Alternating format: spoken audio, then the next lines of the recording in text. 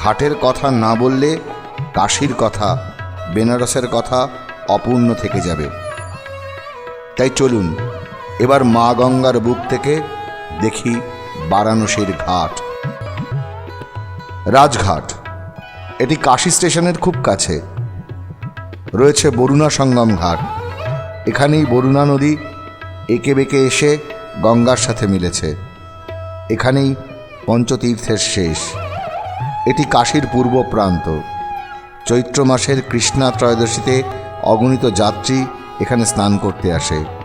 পঞ্চগঙ্গার ঘাট, এখানেই আছে বেণীমাধব ও দ্বারকাধীশের মন্দির। গঙ্গা, যমুনা, সরস্বতী, কিরণা ও ধূতপাপা নদীর সঙ্গম। প্রশ্ন, এতগুলি নদী কোথায়? গঙ্গা ছাড়া আর কোনো নদী তো দেখাই যায় না, কারণ গঙ্গা ছাড়া অন্য সবকটি নদী অন্তঃসলীলা। মণিকর্ণিকার ঘাট, এই ঘাটে জ্বলছে আগুন, কারণ এটাই কাশীর শ্মশান ঘাট। দূর দূর থেকে লোকে আসে শেষ যাত্রা সম্পন্ন করতে। এই ঘাটের নাম মণিকর্ণিকা কেন? কেউ বলে এখানে পার্বতীর কর্ণভূষণ পড়েছিল, আবার কেউ বলে বিষ্ণুর, আবার এটাও শোনা যায় শিবের কর্ণভূষণ পড়েছিল। আমাদের শাস্ত্রেই দু রকমের গল্প আছে। জ্ঞান সংহিতায় আছে বিষ্ণুর কান থেকে কর্ণভূষণ পড়েছিল, আর কাশীখণ্ডের মতে তা শিবের কান থেকে পড়েছিল। বিষ্ণু এই স্থানে চক্র দিয়ে চক্র পুষ্করিণী খনন করেছিল। সেইখানে বসেই তিনি তপস্যা করতে থাকেন। তার তপস্যারত অবস্থা দেখে শিব বিস্ময়ে মাথা দুলিয়েছিলেন। তাতেই তার কর্ণভূষণ পরে এই তীর্থের নাম হয় মণিকর্ণিকা। অন্যত্র বলা হয়েছে মানুষের অন্তিম সময়ে বিশ্বনাথ তার কানে তারক ব্রহ্ম উপদেশ দেন, সেই জন্য এই স্থানের নাম মণিকর্ণিকা। কাশীতে মহাতীর্থ হল মণিকর্ণিকা। নাস্তি গঙ্গা সমং তীর্থং বারাণস্যাং বিশেষতঃ তত্রাপি মণিকর্ণাখ্যাং তীর্থং বিশ্বেশ্বর প্রিয়ম। মানে গঙ্গার মতো তীর্থ নেই, আর বারাণসীতে বিশ্বেশ্বরের প্রিয় মণিকর্ণিকার মতন তীর্থও দুর্লভ। দশাশ্বমেধ ঘাটের পাশেই অহল্যাবাই ঘাট। এর পিছনেই দ্বারভাঙা রাজবাড়ি। ইন্দোরের রানী অহল্যাবাই এই ঘাট নির্মাণ করেছিলেন বলে এই ঘাটের নাম অহল্যাবাই ঘাট। এটা কাশীর সবচেয়ে বড় ঘাট। রয়েছে হনুমান ঘাট। এই ঘাটে বল্লভাচার্য সজ্ঞানে দেহ রক্ষা করেছিলেন। 64 ঘাট প্রতিষ্ঠা করেছিলেন বাংলার রাজা প্রতাপাদিত্য।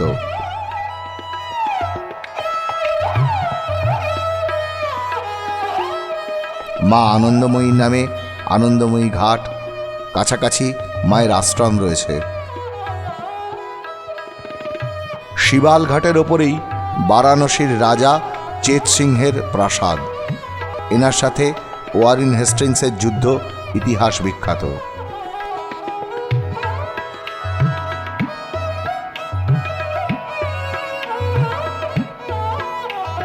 হরিশ্চন্দ্র ঘাট, এটি কাশীর প্রাচীনতম শ্মশান ঘাট। এই ঘাটে সূর্যবংশের রাজা হরিশ্চন্দ্র চণ্ডালের দাস হয়ে দীর্ঘ 1 বছর শ্মশানের কাজ করেন। এরপরে রয়েছে লালঘাট, গৌঘাট, সংকট ঘাট, ভোঁসলা ঘাট, সিন্ধিয়া ঘাট, আরও অনেক। রয়েছে কেদার ঘাট, এটি পঞ্চতীর্থের দ্বিতীয় ঘাট। রয়েছে তুলসী ঘাট। অমর কবি তুলসীদাসজির নামে নামকরণ এই তুলসী ঘাটের। তার লেখা রামচরিতমানস আজও আমাদের কাছে অমর। তিনি তার শেষ জীবন এখানেই অতিবাহিত করেন। তুলসীদাস জন্মেছিলেন 1531 খ্রিস্টাব্দে। তার বাবার নাম ছিল আত্মারাম দুবে, আর তার মায়ের নাম হুলসী, আর তার নিজের নাম ছিল রামবোলা। অভুক্ত মূলা নক্ষত্রে সন্তানের জন্ম হলে পিতামাতার মৃত্যু হয়। এই অপরাধে রামবোলাকে তারা পরিত্যাগ করেন। কুড়িয়ে পেয়ে এক সাধু তাকে মানুষ করেন। গুরু নরহরিদাসজি ওনার নামকরণ করেন তুলসীদাস।